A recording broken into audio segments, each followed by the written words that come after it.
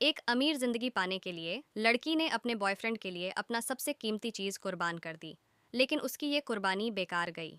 वो सोच रही थी कि ये प्यार उसे खुशहाल जिंदगी देगा, लेकिन हकीकत में लड़का उसे सिर्फ एक औजार की तरह इस्तेमाल कर रहा था, अपने दुश्मन भाई से बदला लेने के लिए।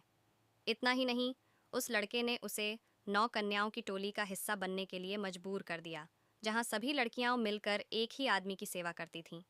और ये सब उस लड़के की बीमार मानसिकता का हिस्सा था। अब लड़की ने ठान लिया था कि उसे इस नरक से निकलना है। उसने अपनी आखिरी उम्मीद एक संगीतकार पर लगा दी थी।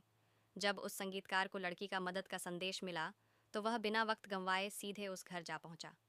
उसने एक बहाना बनाया कि पिछली बार जब वह घर में गाना गाने आया था, तब गलती से अपनी माँ की दी हुई कीमती रुमाल वहीं छोड़ आया था। चूंकि वह संगीतकार और घर का मालिक पहले कई बार मिल चुके थे, उसने उसे घर में ढूंढने की अनुमति दे दी। लेकिन वह फिर भी सतर्क था, इसलिए पूरे समय उसके साथ साथ चलने लगा।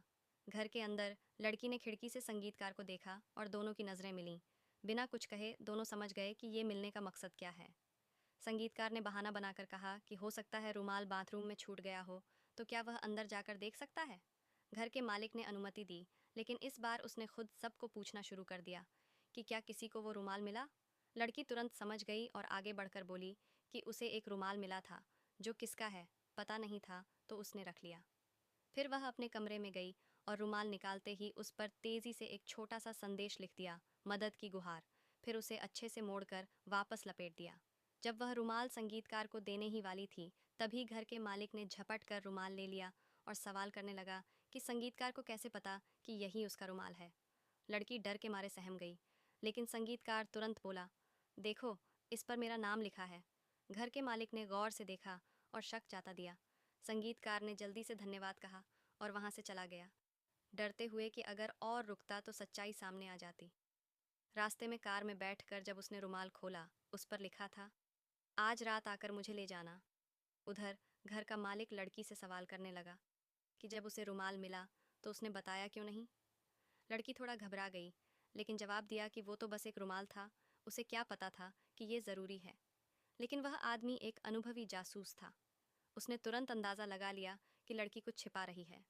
हालांकि उसे ये शक नहीं हुआ कि वो भागने की योजना बना रही है, बल्कि उसे ये लगने लगा कि लड़की शायद उस संगीतकार को पसंद करती है। और हैरानी की बात ये थी कि उसे इससे गुस्सा नहीं आया, बल्कि वो थोड़ी अजीब खुशी महसूस करने लगा कि उसकी लड़की का दिल किसी और के पास है। लड़की उसकी बीमार सोच से चौंक गई, लेकिन अब जब मौका था तो उसने कबूल कर लिया कि हाँ, वो उस संगीतकार को पसंद करती है, क्योंकि ये कबूलनामा भागने से कम खतरनाक था। रात हुई। संगीतकार पहले से तय जगह पर इंतजार कर रहा था। लड़की ने मौका देखकर दूसरी मंजिल से अपना बैग नीचे फेंका और खुद भी खिड़की से नीचे उतरने लगी। लेकिन तभी गलती से घर का अलार्म बज गया और घर का मालिक ऊपर से चिल्लाया, भागने की कोशिश मत करना। लड़की ने जान हथेली पर रखकर दीवार फांदी और संगीतकार की गाड़ी में कूद गई। घर का मालिक ने पीछा करने की कोशिश की, लेकिन तब तक वे दूर निकल चुके थे। मगर वह आदमी तो एक पुलिस अफसर था। उसने अपने रसूख का इस्तेमाल किया और पुलिस को कह दिया कि वे उस गाड़ी को रोकें। अब सवाल यह है, क्या लड़की इस बार सच में आज़ाद हो पाएगी?